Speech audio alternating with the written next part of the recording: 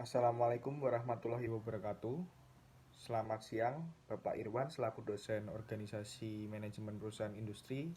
Perkenalkan, nama saya Marcelus Yuriko Adika Putra, NIM 122190090, dan teman saya Ruth Anete Situmorang, NIM 122190001.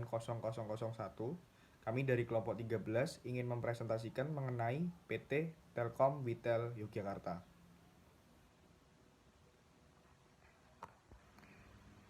Baik, pada slide pertama kali ini saya akan menjelaskan mengenai sejarah dan gambaran umum perusahaan PT Telkom Vitel Yogyakarta.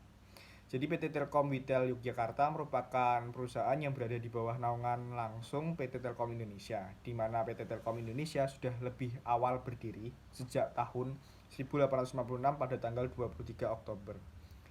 PT Telkom Indonesia dan PT Telkom Vitel Yogyakarta menyediakan layanan yang sama, yaitu di bidang time, telecommunication, information media, and entertainment.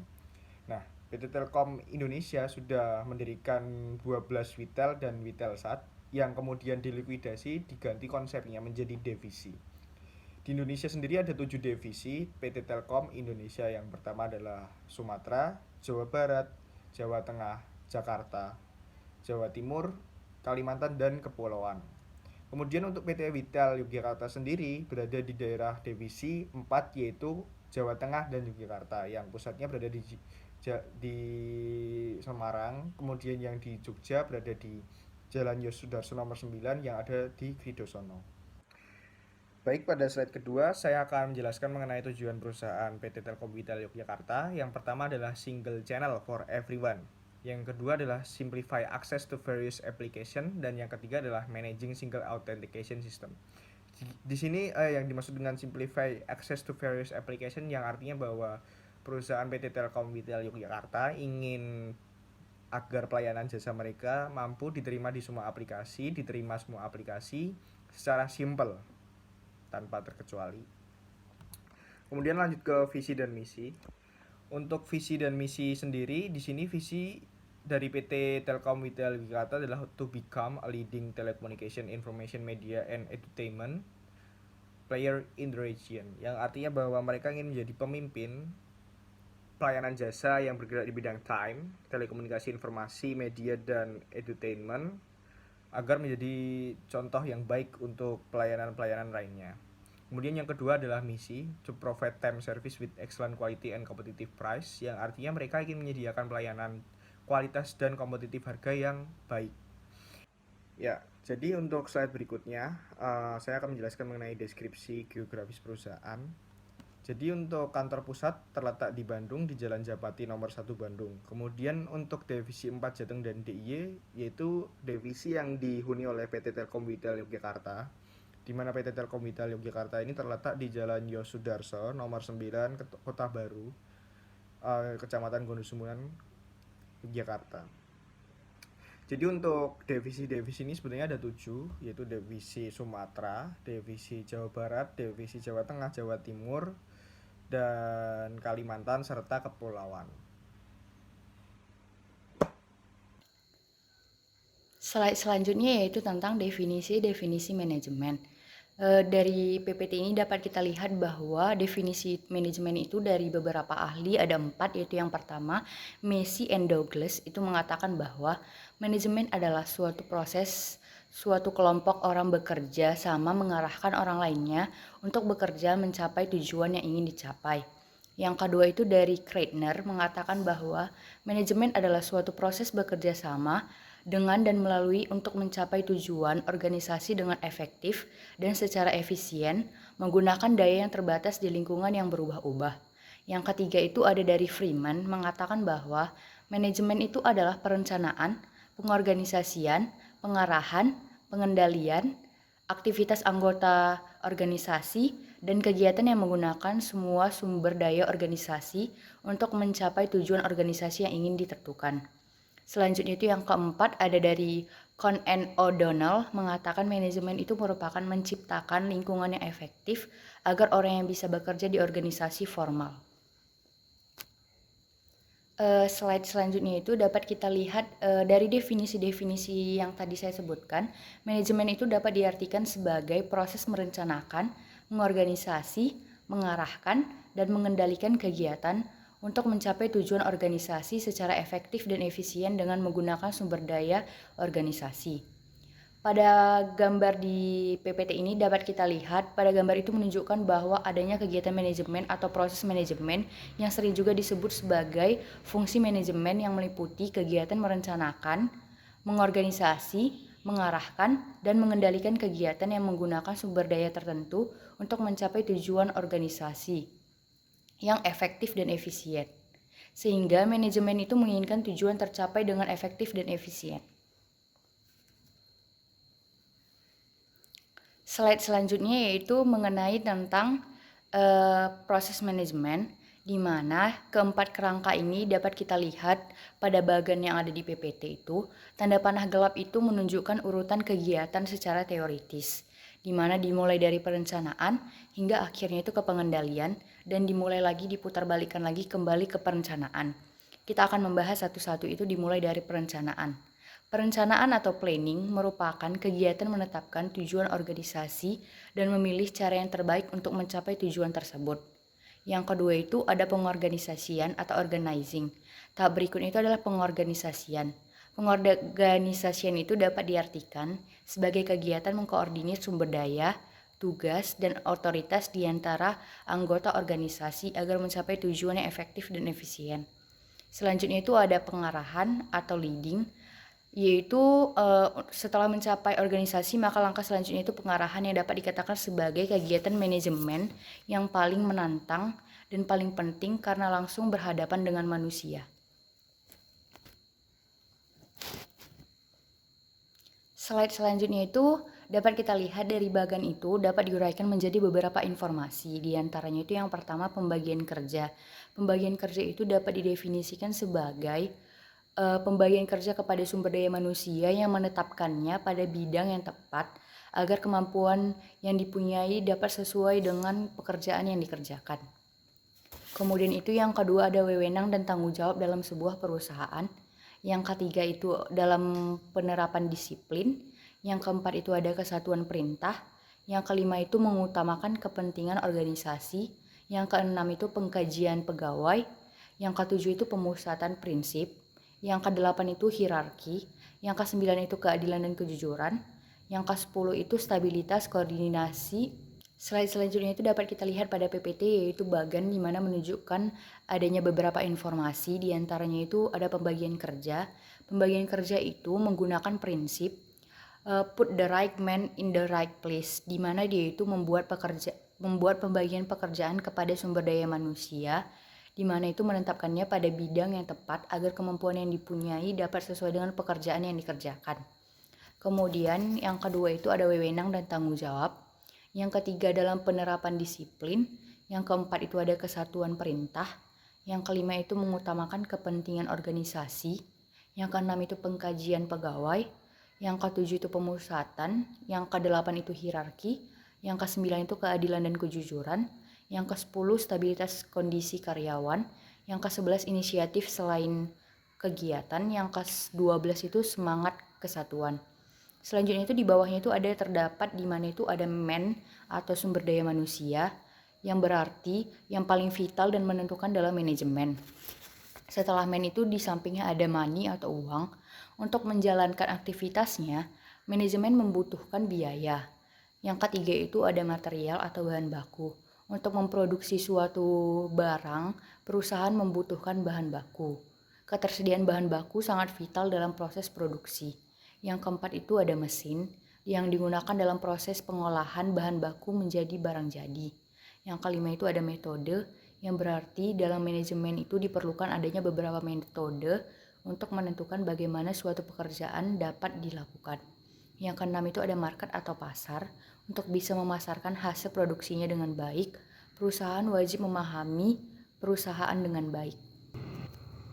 Kemudian itu ada tambahan di mana itu ada manajemen perencanaan pengendalian di perusahaan. Hubungan antara perencanaan pengendalian itu sangat erat kaitannya, di mana keduanya memiliki keterkaitan yang sangat erat. Ruang lingkup kegiatan kedua fungsi tersebut saling berhubungan dan saling terikat. Baik, untuk slide berikutnya ada struktur organisasi. Mungkin dapat dilihat pada slide. Kurang lebih gambaran struktur organisasi di setiap divisi yang ada di Indonesia adalah seperti gambar di samping. Jadi untuk setiap divisi itu pemegang kekuasaan tertingginya adalah General Manager wilayah itu sendiri.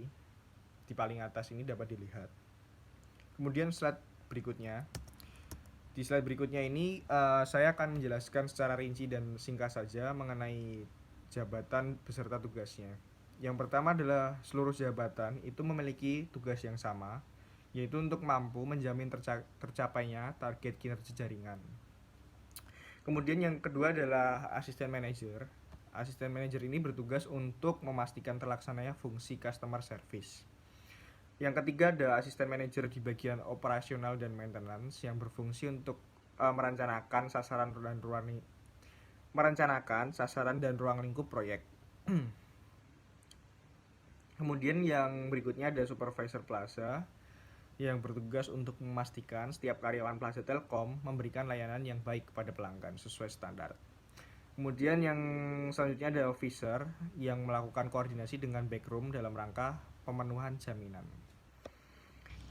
Kemudian slide selanjutnya adalah proses manajemen di PT Telkom Vitel Yogyakarta.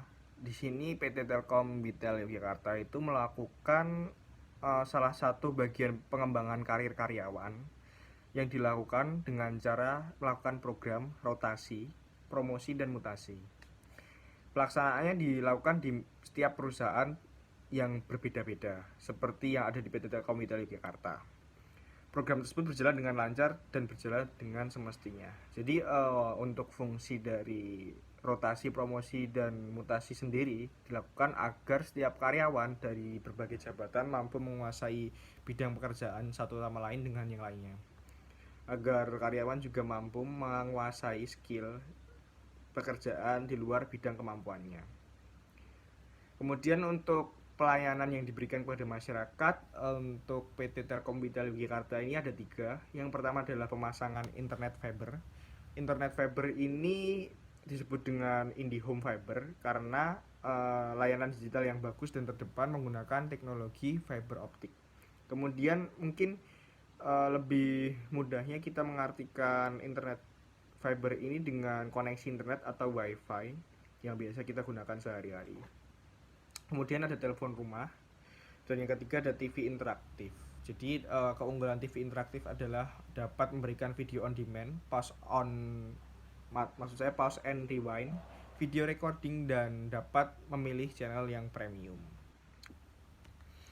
Kemudian slide berikutnya ada usaha utama dan usaha tunjangan.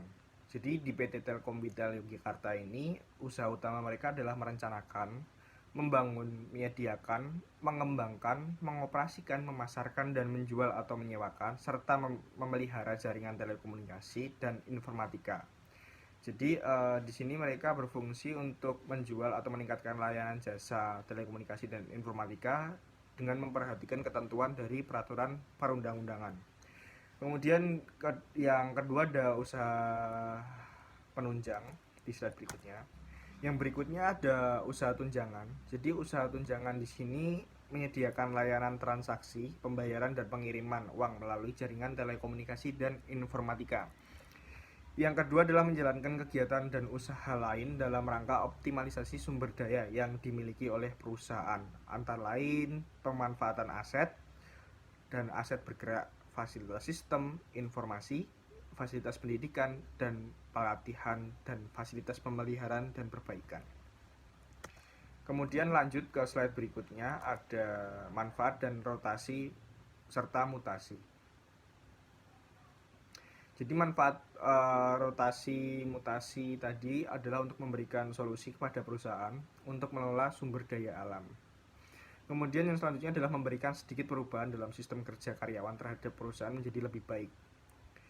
Kemudian tercapainya tujuan perusahaan. Untuk slide selanjutnya akan dijelaskan oleh teman saya Ruth Anete Situmorang.